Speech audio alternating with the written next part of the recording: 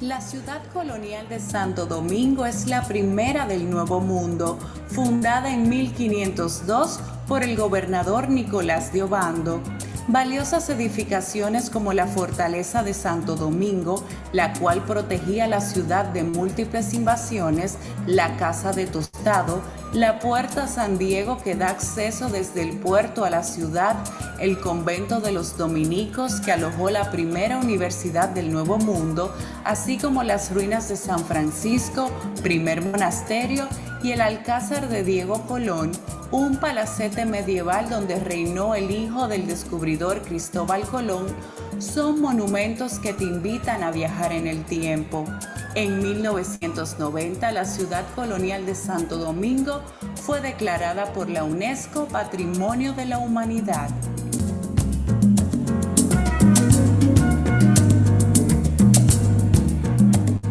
La ciudad colonial de Santo Domingo es la primera del Nuevo Mundo, fundada en 1502 por el gobernador Nicolás de Obando. Valiosas edificaciones como la fortaleza de Santo Domingo, la cual protegía la ciudad de múltiples invasiones, la Casa de Tostado, la Puerta San Diego que da acceso desde el puerto a la ciudad, el convento de los dominicos que alojó la primera universidad del Nuevo Mundo, así como las ruinas de San Francisco, primer monasterio, y el Alcázar de Diego Colón, un palacete medieval donde reinó el hijo del descubridor Cristóbal Colón, son monumentos que te invitan a viajar en el tiempo. En 1990, la ciudad colonial de Santo Domingo fue declarada por la UNESCO Patrimonio de la Humanidad.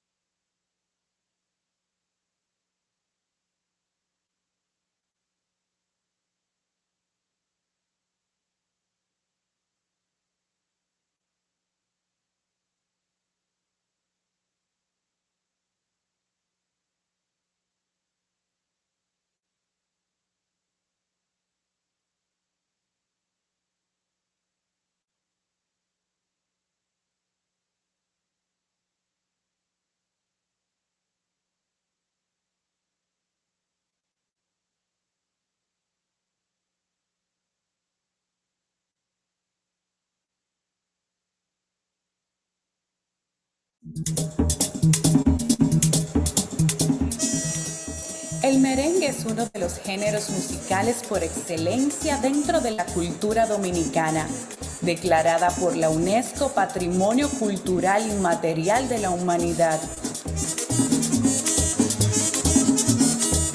La guira, la tambora y el acordeón representan la unión de tres culturas: la influencia europea con el acordeón, la africana con la tambora y la taína con la guira.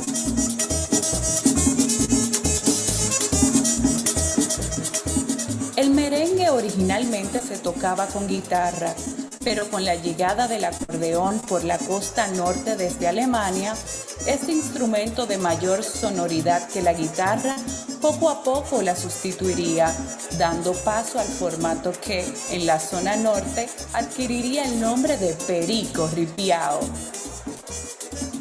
Cada 26 de noviembre celebramos orgullosos el Día Nacional del Merengue.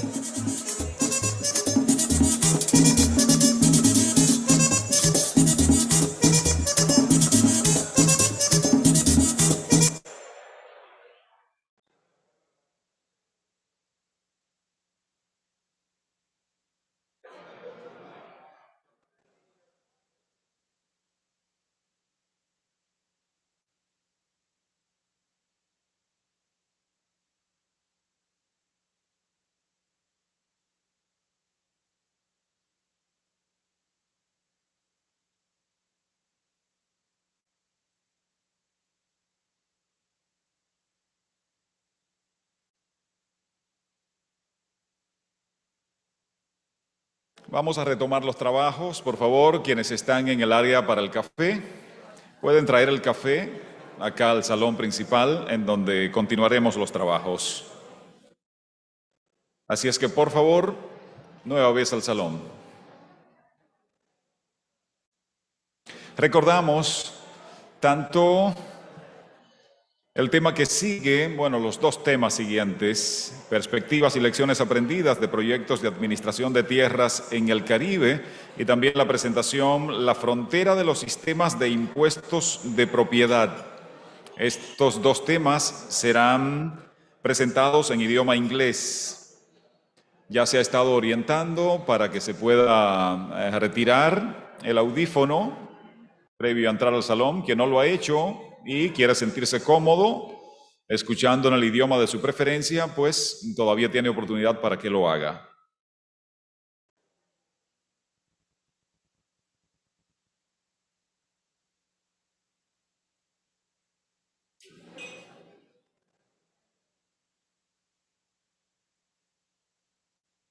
Continuamos avanzando. Además de esos dos temas que serán presentados en inglés, la jornada de este día culminará con el panel sobre cumplimiento de los ODS más allá de la pandemia, construyendo resiliencia frente al cambio climático a través de la disponibilidad e interoperabilidad de los datos catastrales y registrales. Con eso estaremos cerrando entonces la jornada para renovar los bríos, para renovar los ánimos y mañana agotar una jornada también bastante intensa, pero bastante provechosa en el marco de esta séptima Conferencia Interamericana de Catastro y Registro de la Propiedad. Vamos de inmediato entonces a conocer, además de en inglés, será de manera remota, en consecuencia la atención deberá estar dirigida hacia la pizarra. Vamos a conocer perspectivas y lecciones aprendidas de proyectos de administración de tierras en el Caribe. Nos acompaña para ello, del Departamento de Tierras y Catastro del Gobierno de Anguila, el señor Leslie Hodge. Y también estará con nosotros la directora ejecutiva de servicios de consultoría, Landfolio Solutions, de Trimble Land Administration Solution Group. Estará con nosotros como moderadora Jill Urban Carr, a quien estoy invitando a hacer uso de la palabra.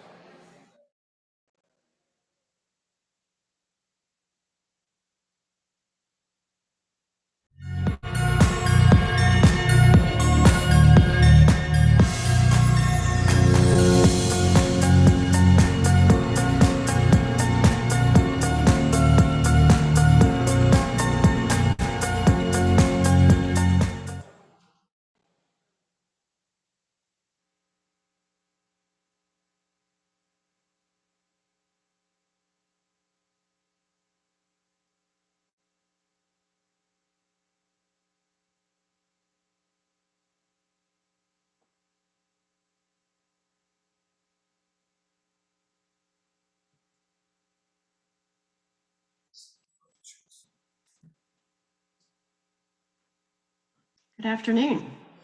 Greetings to everyone there. I wish I was there with you in Santo Domingo. I hope you're having a great conference. My name is Jill Urban Carr. As you were told, I'm the Executive Director of Consulting Services and Land Solutions at Trimble, and I'll be your moderator today for this session. So it's my pleasure to welcome Mr. Leslie Hodge from the Government of Anguilla, Department of Lands and Surveyors, and Ms. Sharon Simmons, who's having a little trouble joining, and she'll be along shortly, I hope. She's the land registrar from the Government of Antigua. So what we wanted to do today was spend some time just kind of learning from our panelists about their experiences in land administration and the implementation of a modernization process, if you will, when it comes to the registration of property rights. So Leslie, we will start with you if that's okay. When did you initiate your land administration project, and what really were the challenges that drove the government forward into doing such an implementation?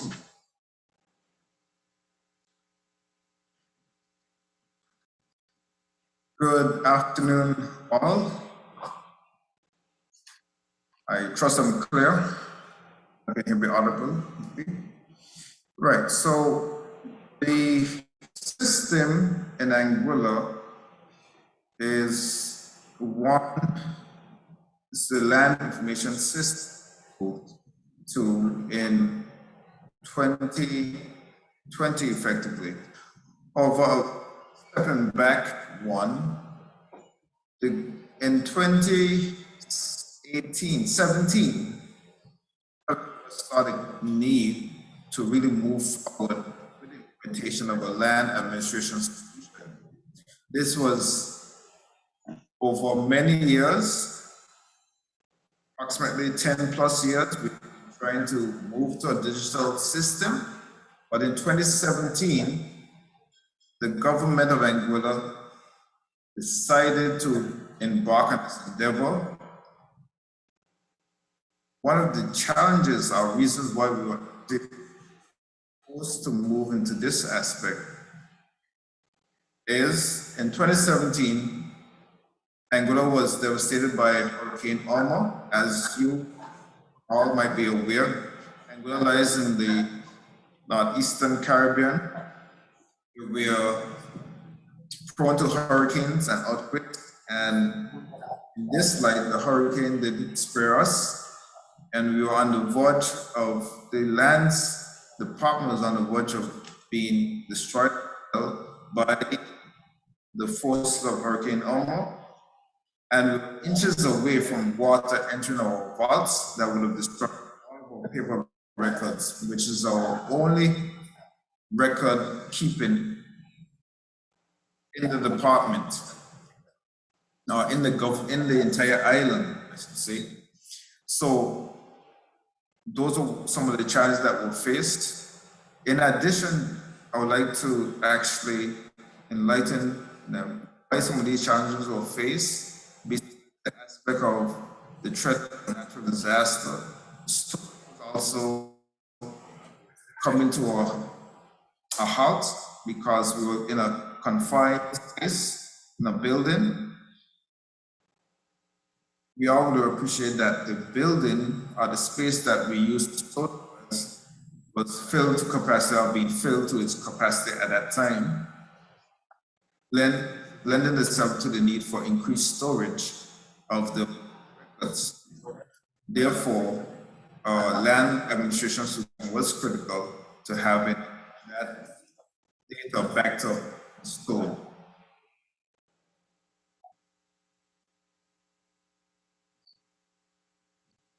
So thank you, Jill. Thanks, Leslie. What to you? Yeah, thanks. Like I said before, I'm sorry that it seems one of our other panelists is not able to join us. So Leslie, you get my full attention today.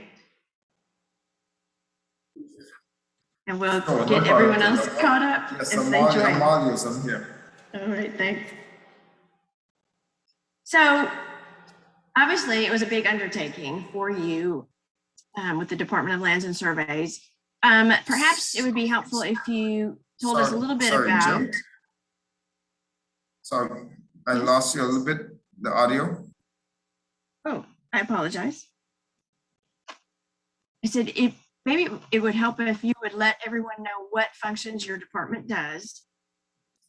And then as you talk about those different functions, what would you say were some of the results and benefits or impacts for each one of those different groups within your department with the implementation of your land administration system?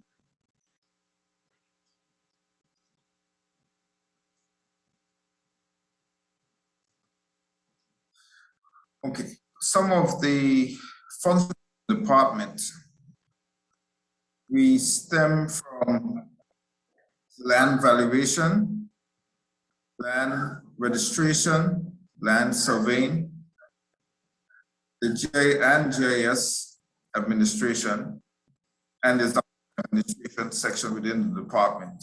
So all 4 or 5 sectors reside in one single department.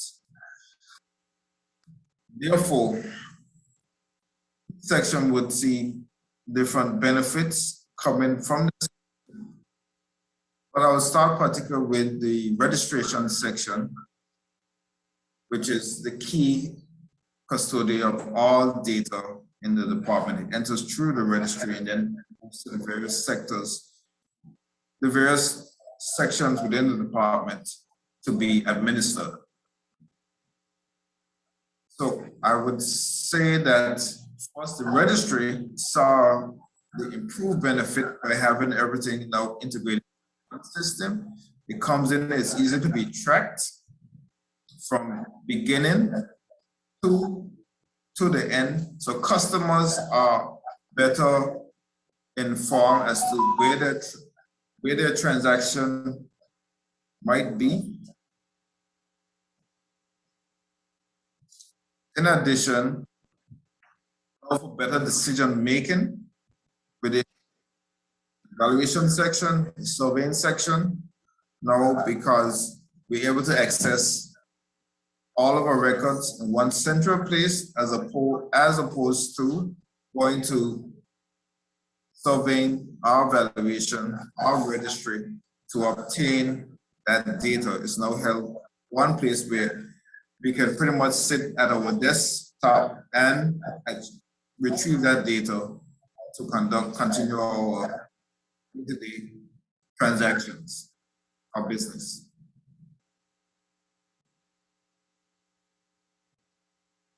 Super, thank you. So if I understood everything correctly, then basically what the biggest impacts from your undertaking are really creating this one central location for data, a single source of authority, which is brought about because you have this integrated workflow environment and is resulting in better decision-making. Is that a fair assessment? Yes, that is correct. It does allow for better decision-making in a centralized space. Also improves the access to security of data as well. I would like to expand a bit more on the security of data. Please do. Like I mentioned earlier, we are on the verge. Hurricane Irma almost devastated island, also our records. Now that data is now backed up and stored in the off-site in the cloud base, where we can easily retrieve it in the event of a natural disaster or fire outbreak. That data now can be retrieved and accessed. And our storage now is not limited because we can easily increase our space. Instead of looking at a physical space, we look at a space that is in a digital format, which is a cloud-based format, and we can increase that. So, thanks, Joe. Sure. No, thanks, Leslie. So really having that data archive that you didn't have before has added a lot of not just record security, but peace of mind, if you will, right? For you and the citizens of Anguilla. Yes, it still is ongoing, so it's great. Now, customers, as we move forward to full public launch next year, we will offer those same services to our customers and as internal customers and the international market as well, where they can now retrieve that data without the need to come into the department to access.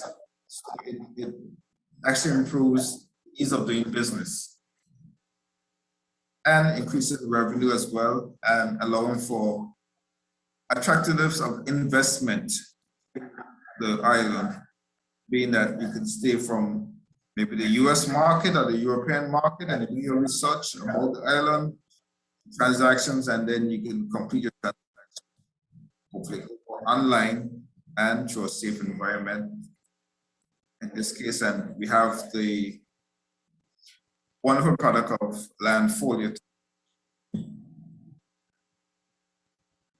Super. Well, thank you, Leslie. So just a follow on to your comment. You said that you're going to be launching a full public access environment next year, and you're going to be opening that up to not just the citizens of Anguilla, but the international community as well for investment and for the diaspora who live overseas. And interestingly, you mentioned how this was going to increase potential revenue flows to the government. Could you elaborate a little bit more on how those revenues would be generated? So it will be additional revenue where persons can access the web anywhere at any time, 24/7, and be able to retrieve their documents. So it then allows more footfall, easier access to the system at your convenience. And each click can then generate additional revenue as opposed to if you were to come to the department and wait in line. Persons would definitely pay a bit extra just to do the searches in the comfort of their home or their office, just with the click of a fingertip. So that is one aspect in which the revenue will be increased.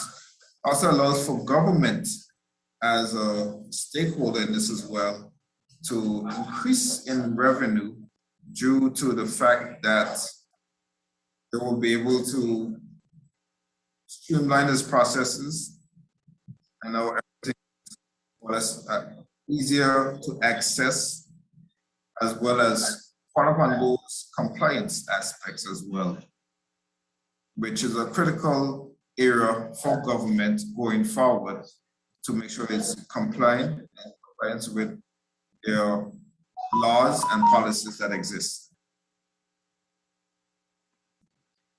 Well, thanks, Leslie. So just make sure I got everything there, because you were breaking up just a little bit, but basically that what you're doing with your online portal is creating a 24/7 land office operation. It gives everybody access at any time, no matter where they are, to the Department of Lands and Surveys, and they're allowed then to conduct their transactions really as it suits them and not have to come to the office, right? And most interestingly, I think too, when you mentioned that this is also going to help with compliance for the government. And I think that's an interesting point that that our audience might appreciate a little bit more. And when you said compliance, I guess what were some specific areas where this was going to help with that compliance? Sure, I'll expand a bit more in terms of compliance. The compliance aspects that we will be looking at, that we identified at the earliest stage in our procurement back in 2018, would be licenses and leases, in terms of follow-up on leases to make sure that we capture the rent review at the right time, that they are informed that the lease is at its end, they just need to renew it. So therefore we can continue and proceed in those areas. In addition, I would also like to speak to the fact that in Anguilla, we do administer an alien land holding license, which is for foreigners to own land. They have to apply for a license. And therefore, we also need to follow up in terms of the time frame which to bill, as there are certain penalties. And also, there may be some that are delinquent that we do need to follow up in terms of the license. So therefore, these are also additional revenue streams in terms of maybe the penalty or the license that is due for renewal, which there's an increase in rent, they capture additional rent. Super. Well, thank you, Leslie. I'm going to give you a break because I'm happy to say that Sharon Simmons has been able to join us from the government of Antigua and Barbuda. She is the land registrar for them. So welcome, Sharon. So a question for you, Sharon. Would you tell us when you initiated your land administration project, and what were the challenges that drove the government to decide we need to do this project? We need to create this land administration environment for Antigua and Barbuda. The government of Antigua and Barbuda first embarked on the land administration project in 2005, 2 years before I actually joined. There was a need for transparency within the land registry, and there had been in the past with fraud and misdealings that the government was aware of and obviously wanted to stop. They felt that a system, especially a computerized land administration system, would help them deal with the challenges they had in the past when dealing with forged applications for land and being able to really administer the land properly in a way that everybody would be confident that things were being done properly. So they embarked on the project back in 2005. Mrs. Hill, who is my predecessor, basically shopped the package and decided that they wanted to go with Stewart International, now Trimble, because they were impressed with the way that they did things. That when I left the UK in 2007 and joined the land registry, we were already fully computerized, and I was very impressed coming from the UK to see how well, a small island state like Antigua and Barbuda had managed and organized their land administration process. Everything is computerized. Every land register is computerized. The application that is made to the land registry is scanned and entered onto a system. Not only that, the land registry works in conjunction with the survey department. So if there are issues in relation to the parcellation of lands, those issues get picked up by the system. We have reporting functions which we can rely on and use in terms of being able to track how many, let's say, for example, transfers that have been carried out in a specific area during a certain time. Look at the consideration for the amount of money that the properties have been paid for. Very recently, over the last couple of years, the Inland Revenue Department has also come on board. I have to say at this point that one of the things that really impressed Mrs. Hill at the time was the fact that the land registry, the land administration product that we use with Trimble now, has many layers. So not only does the land registry rely on it, the survey department relies on it, Inland Revenue Department now can rely on it. And it's useful because in the past that we found within government departments, one department might hold on to information that is pertinent for another department, and they are always very open in sharing that information. I don't know whether or not that was intentional or not. So sometimes you ended up in situations where certain processes were duplicated or contradicted. You don't have that if you have a centralized land administration system. Super. Well, thank you, Sharon. I thought, I really appreciated your points about, transparency and, helping to secure the transactions and eliminate fraud and bring that proper administration, to the land administration environment. So as a follow-up question to you, what lessons learned would you want to share with the audience, your counterparts that are here at the conference? What lessons learned from your experience do you think that they would benefit from?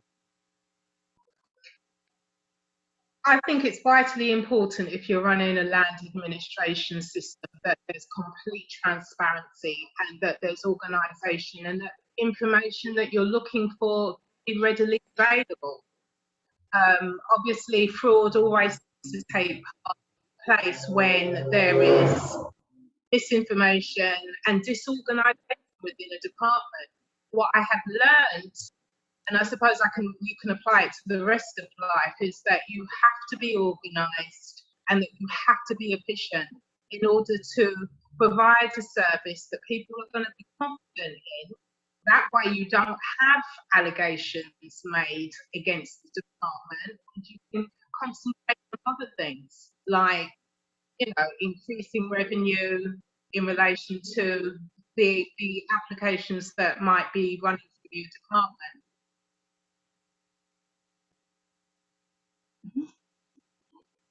Great. Thank you very much for that. So Leslie, over to you. What lessons learned would you want to share with our conference attendees here today? Lessons learned. There are many lessons that could be learned out of such a project, but I think I could maybe narrow them down because I can stay here the rest of the afternoon. Lessons learned. But I will start off by saying that you do need a good project team and a dedicated team to move a project of such forward. The reason being, I would say that is that land is critical to our existence, human existence. By having a team that understands how lands to be administered and having those clear processes defined is critical at an early stage, and also to have public buy-in at the early stage. So public awareness is key, where that can also lead and champion some of those stakeholders. As we all could appreciate that there is maybe a big age range, maybe there's some younger person in the department, and there's some who have been there for a number of years. So there's the age as well. So it's a matter of how does it fit the whole gamut of the department and into providing that service to all, and that all can see where such a system will carry us into the future. And like I said earlier, it is critical to our existence. Therefore, we get everything that we use, our value from land, and we use it, whether it's for shelter, to clothing, to precious jewelry, to the banks of collateral. This all comes from land, right from land. So that is one aspect, I would say. Another would be that to have proper budget allocations. Again, there should be a budget to once again look at the public awareness campaign, because you have to sensitize the public at an early stage about the project, because this is their only, it may be person's only piece of land. So they would want to make sure that it is, and it is going to be administered fairly at the end of the day. And like my colleague in Antigua said, transparency. They want to make sure that their property is recorded as it is, and that is transparent, and actually that information, retrieve it. Transformational change is also an area that is looked at, would be critical to look at in terms of lessons learned. Ensure that both internal customers are covered, external customers, and other stakeholders. So those are maybe three of the basic I can leave here today to my colleagues and those listening, but there are many more that can do. Super, and thank you, Leslie, and thank you, Sharon. I'll just do a quick summary of what I heard as the lessons learned, if you will, from our colleagues here to share with everyone. But basically, we need, the recommendation is to make sure you have an organized and efficient operation.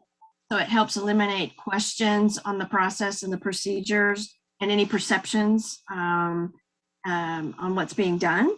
Having a good project team, a dedicated team, and making sure that you bring all of the stakeholders along with you in the process, the change management for internal customers, external customers, your staff, and even the senior management, right? Making sure everybody's on that page. So, and then last but not least, having that proper budget allocation so that you're able to get everything done that you need to get done, right? So that pretty much wraps up our time for today. A special thank you to Mr. Hodge and Ms. Simmons for joining us. I appreciate you taking time to share your experiences and lessons learned. Thank you to everybody out there at the conference and for joining us today. I would like to say that I have two colleagues in the audience. Maybe they could stand up and indicate their presence, but Santiago Salvador and Andy Wickles are at the conference and would be glad to carry on this conversation with you. If you have questions or if you'd like to learn more about what Trimble's doing in the land administration space. And a special thanks to the OAS for putting together such a great program and including us in the session today.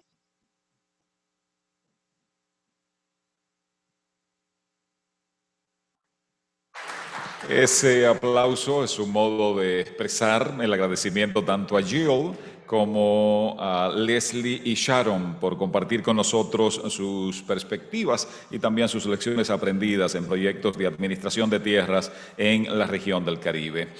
Vamos a seguir aprendiendo de experiencias y de inmediato pasaremos con una dama que hace mucho rato se le están sintiendo las ganas, el deseo inmenso de compartir sus experiencias con nosotros. Vamos a conocer la frontera de los sistemas de impuestos de propiedad y para ello nos acompaña una psicóloga reconocida internacionalmente, abogada experimentada, reformadora del gobierno que fue reclutada en 1998 para postularse como tesorera del condado de Cook. Y precisamente con su presentación La frontera de los sistemas de impuestos de propiedad está con nosotros ella, tesorera de la Secretaría de Hacienda del condado de Cook en Illinois, en los Estados Unidos. Cedo la palabra de inmediato a María Papas. All right. Let's liven this group up a little bit. I'm from Chicago, okay? I am Maria Pappas. I've been doing this for 32 years, and we have worked with 86 different countries, and we believe that we have the most sophisticated property tax and technological system in the world. So we are inviting you, if you haven't come to the land of the Bulls and the President of the United States, Obama, we invite you to Chicago. We have a section where we are working with governments and all of the technology that we have been able to put together, we are sharing. It is all done in-house, and I'm going to tell you a little bit about it today. So this is Sean Johnson. He's with me. If you want to talk to him later, we have little zip drives which explain everything that we're doing. And Maritza Finch, who speaks Spanish, they both work in my office. So this is Chicago. Yes, it is 5.3 million people. Is the translation coming through okay? Yeah, okay, good. So it's 5.3 million people. And I'm sort of the Minister of Finance in foreign governments. I'm the Minister of Finance. Why am I the Minister of Finance? It's about 5.3 million people. It's a $20 billion budget. We have 1.8 million parcels of property, which are all in a system. Look at this here. The Latinos in Cook County are now greater than any other ethnic groups other than whites. So they are now at 26% in Cook County, and we're going to show you how we accommodate that population. When I say Cook County, I mean the city of Chicago and all the suburbs. There's about 126 suburbs. So 1/3 of the population in Cook County speaks a second language. We manage, as I said, we're the second largest county, but Chicago's also the third largest city in America. So what does a county do? This is one of the largest public hospital systems in the world. It has 18 facilities other than the largest hospital. It has one of the largest jail systems, female, male, and youth jail systems in the world. We have about 70,000 acres of forest preserve property, and it's 17 elected officials, of which I am one. So when we started, and we put this up here in Spanish because we figured you might want it in Spanish instead of English, but this is what happened when we walked in to this office almost 30 years ago. You can see that there's paper everywhere. There had not been an audit for 30 years. We had 258 people. There were 6 different offices, no email system, no website, no good property tax system, and a complete disarray, So we set out on a mission to make this office a paperless office, So now you're gonna get to see what that paperless office turns into. So we have, look here, we had 250 employees, we're down to 58. We're down to 58 employees. We had 6 offices and we're down to 1 office. So how would you do that and why would you do that? If you can reduce the number of employees, you reduce the number of benefits. So what would have been 55 million is now less than 12. But okay, so what? What's the technology, especially in light of COVID, In August, this website, and you have this on your table, we've given you these little brochures. We got 2 million visits on this website in August. This website is up in 108 languages. It has 27, our top 27 languages in these brochures, of which, as I said earlier, 1/3 of the people speak a second language. We've had 423,000 downloads in foreign languages. So what do? We drive our traffic to the website, which we will be happy to share with you how we got them there and the technology of how we have gotten them there. So each year now, we are handling about 800,000 payments online. Each year, people can download over 800,000 bills a year online. People come to the website and change their address. We had 50,000 people change addresses last year. If they want to apply for a refund, they can do that online. And we have a very sophisticated, interesting email system. So if you send me an email and you say, how do I download a tax bill? I never see the email. What I see is the answer that you got, because it's lined up to pick up a buzzword and automatically answer. 45% of our collections are from mortgage companies. So we have figured out a way, because our records are more accurate than their records, we have figured out a way to charge them. So when they come in to pay a bill, because our records are more accurate than theirs, we charge them $7. So we self-fund ourselves by charging the banks and mortgage companies. This is an interesting chart, because we used to have 380,000 people a year come to the office. We're down to 20,000 coming to the office. We actually have 1 cashier. We have 1 cashier who handles most of our traffic. So there are other technological improvements here, but you can see the online increases, So we, as I said, are 94% self-funded. We have set up a system where if you pay and then someone accidentally comes in to pay, like a mortgage company or 2 mortgage companies try and pay, we stop the second payment. And believe it or not, in Chicago, we have stopped over $500 million in people double paying, and we've been able to stop that online. We have something very interesting in Spanish, English, and Polish. If you want to, you could call my office right now, 312-443-5100. And in Spanish, you could find out just the way you do with a Visa or a MasterCard, where you call in and find out if you have a balance. We have that system for your property taxes. So you can call in and you can find out whether or not you owe, how much you owe, and whether or not you have paid. And it will tell you how it is that you can pay. We used to have 5 security cameras.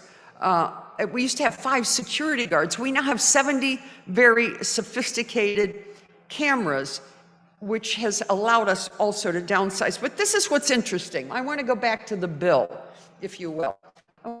This is what's interesting. Look at this.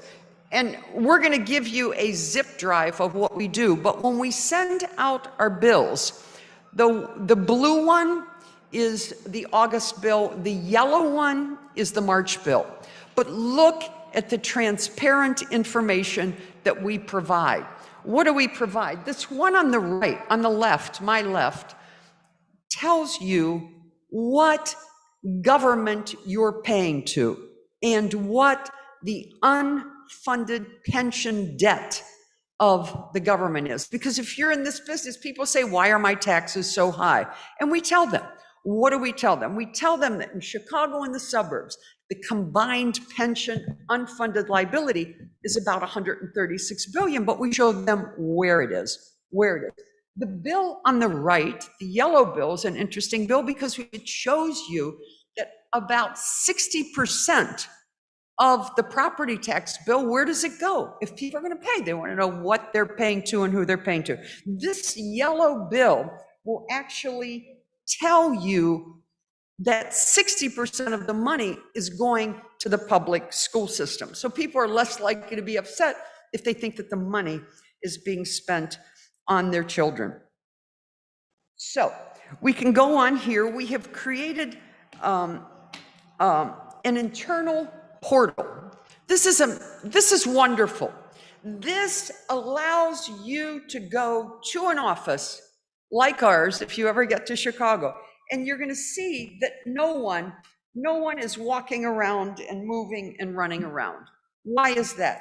Because in this slide, if you put your address into my system, if you put your address into my system, what are you going to see?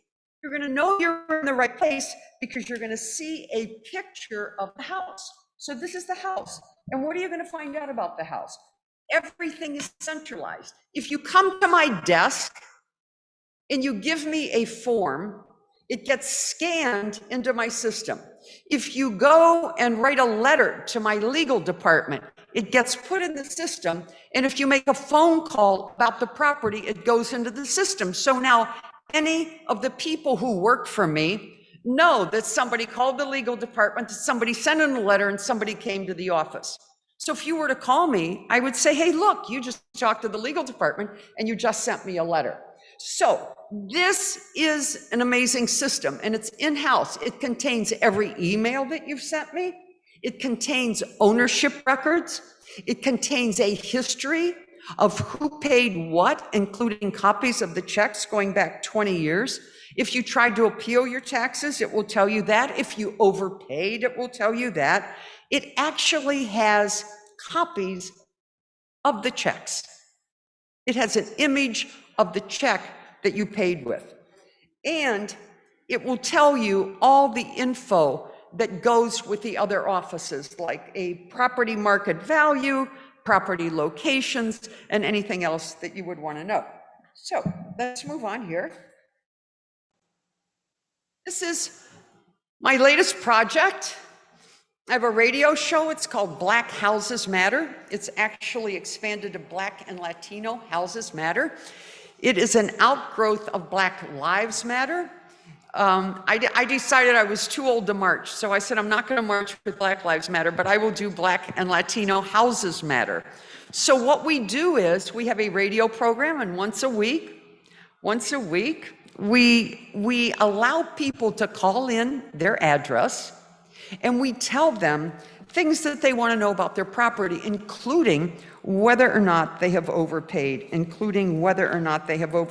people love that. In the Latino community alone, we have given back $40 million. $40 million. In the Afro-American community, $83 million. We also are doing what is called the Pappas studies. I gave you a little brochure. There's a brochure. We're going to give you some more brochures. This brochure here, yeah? If you look at the little blue box on this brochure, it's called Pappas studies. Pappas studies. You want to read those studies if you don't have anything to do tonight. If you're not going to go out, you go home and you read Pappas studies. Yes. Have some fun. While you're at the conference, don't just have a good time. Do something constructive. What did we find out? We did a 20-year study. What did we find out? We found out that property taxes over 20 years went up nearly 100%, and that wages went up 57%, but cost of living went up 36%. So property taxes were growing faster than cost of living. So on all 1.8 million pieces of property, you can see the increase in the taxes over 20 years. So this is what we call transparency, and we love it. This is a really interesting slide. For those of you who think that elections are bad in your country, you have to see them in our country. Look at this. On the left, you have the city of Chicago, and on the right, you have all the suburbs. 75%, almost 75% of the people don't vote. Almost 75% of the people don't vote. So these are the stats. They're on the little drive. So we're going to be around. I'm going to be around. Sean's going to be around. Maritza's going to be around. If anyone wants to talk to us about the studies or why people don't vote in Cook County, we'll be happy to share that with you. Another study that we did is called the scavenger study.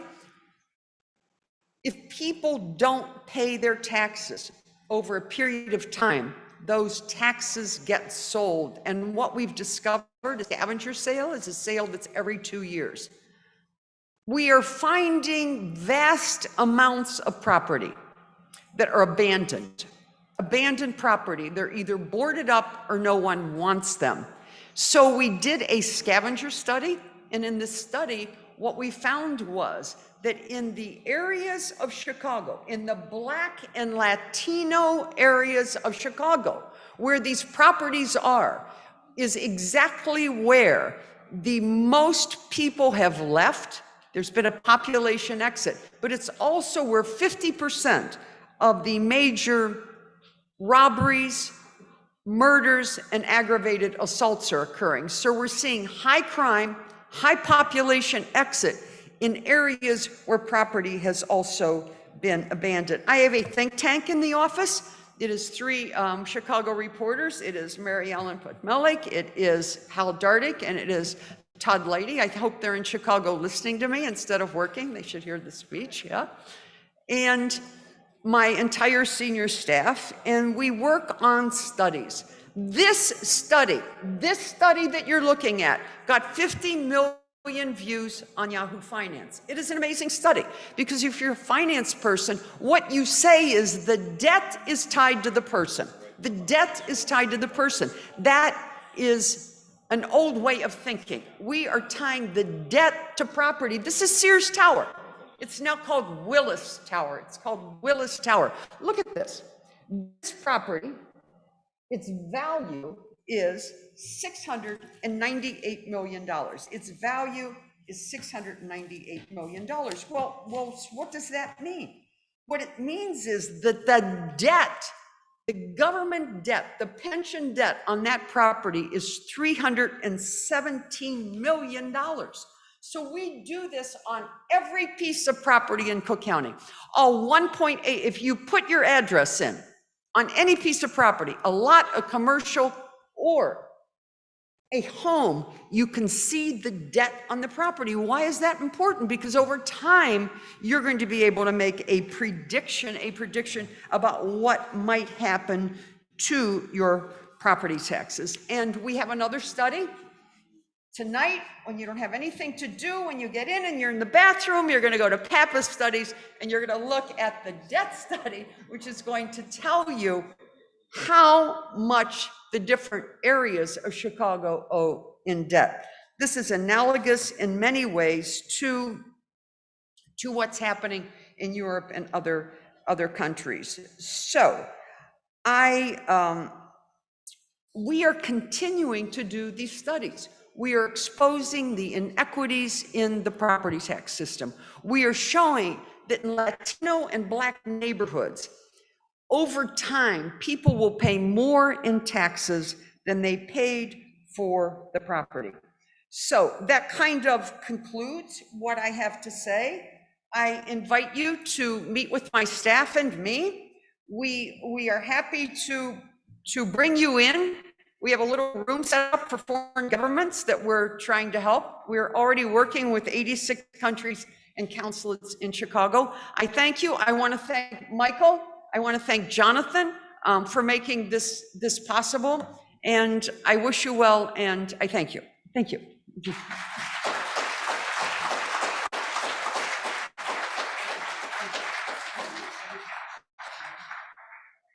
Oh, I forgot something.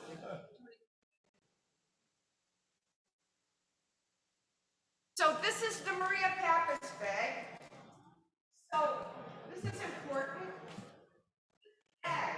When I ran for election,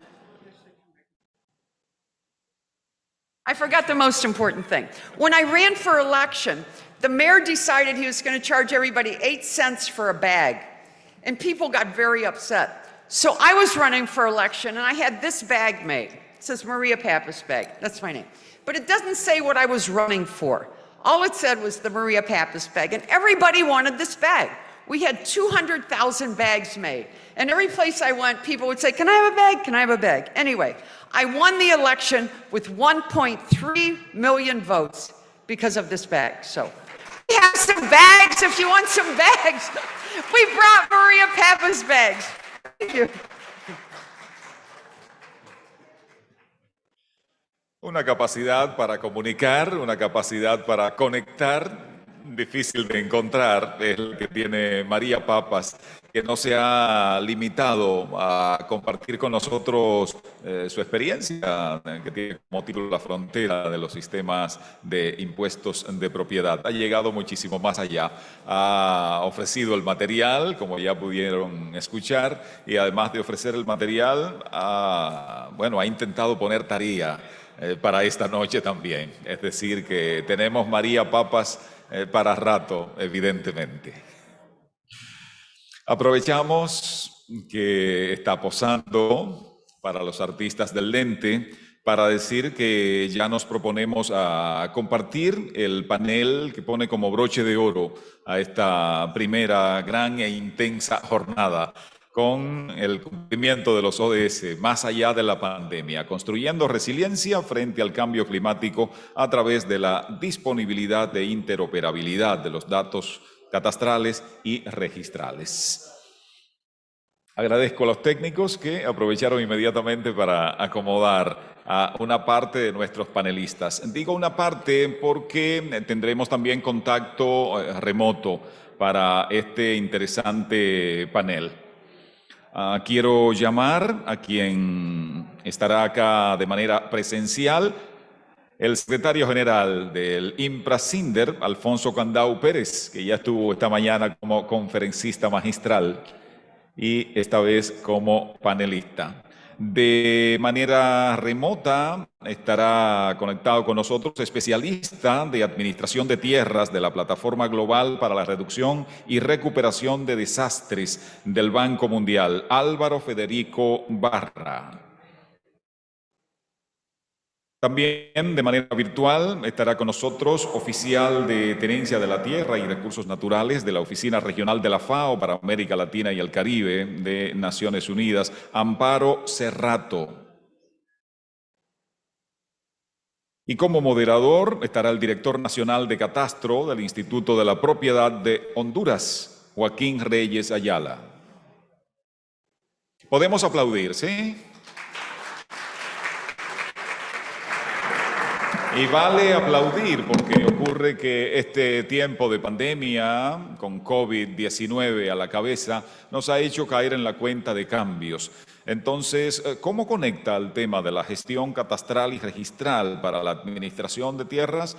Bueno, pues hay que ver cómo esto puede ayudar para afrontar mejor el impacto de crisis globales que tengan que ver con desastres naturales, emergencias, el cambio climático, con la desigualdad siempre con la finalidad de, bueno, pues guiar los esfuerzos que podamos hacer. Sin más, estoy de inmediato cediendo la palabra al moderador Joaquín Reyes Ayala.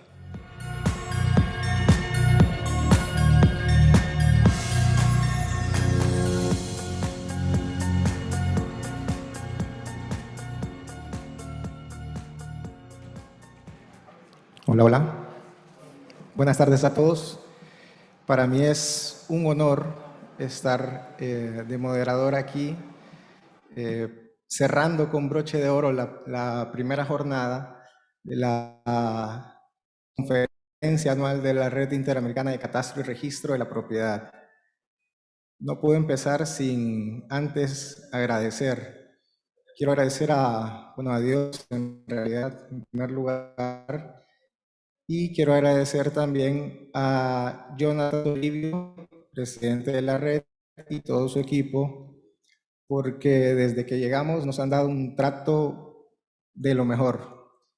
Han montado un evento espectacular y pues estoy muy complacido y muy feliz de estar acá.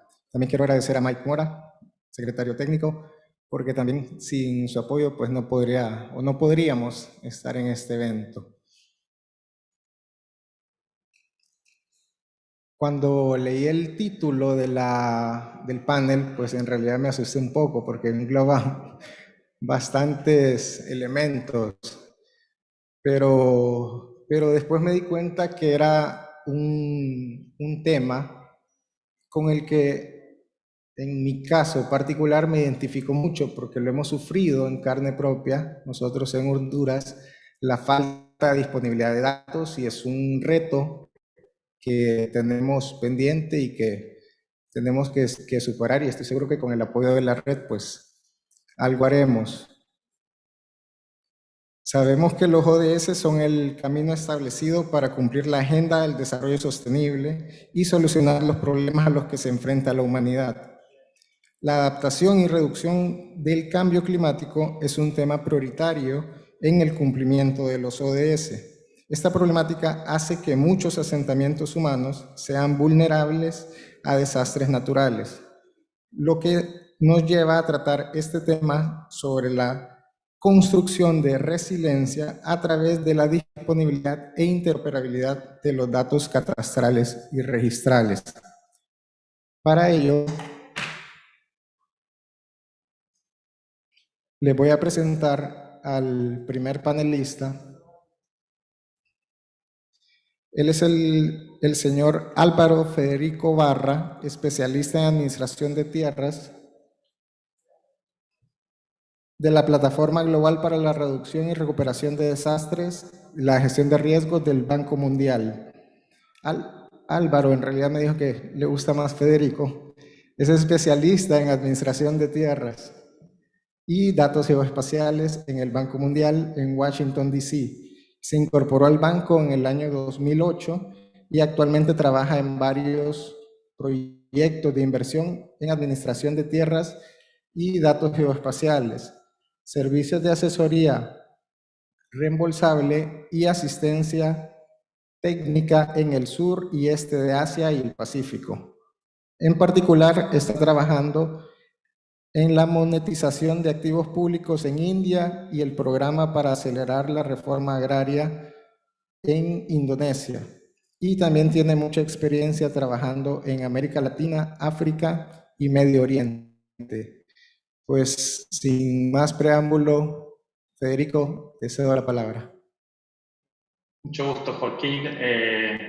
Un gusto estar aquí. Saludos a todas las personas, los participantes de la conferencia y a mis colegas que van a estar en el panel. Voy a proceder rápidamente a compartir mi... Exacto.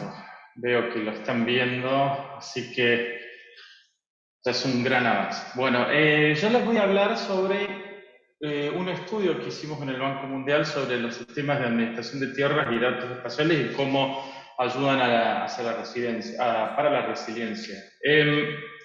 Como todos sabemos, uno de nuestros más grandes desafíos para la humanidad en estos momentos es el cambio climático. Vemos que con las las políticas que tenemos, el aumento de la temperatura global va a ser entre 2 y 3 grados, y con eso lo que claramente ya sabemos va a aumentar los números, el número y la frecuencia de los desastres naturales. No solamente acá en este gráfico estoy mostrando solamente lo que pasó este año en cuanto a inundaciones, pero todo tipo de desastres naturales, ¿no? También vemos que no solamente es la frecuencia, sino también la intensidad. Vemos acá las pérdidas económicas en los últimos 15 años, 16, también ha ido aumentando. Esto, por ende, ¿cómo lo sufrimos? Bueno, lo sufrimos porque impacta en nuestra infraestructura, en nuestros ecosistemas y nuestras sociedades. Aunque si bien sabemos muy bien cómo impacta, lo que muchas veces olvidamos es que esto impacta desproporcionadamente a la gente más pobre. Acá tengo dos ejemplos. Uno en Sierra Leona, porque me tocó vivir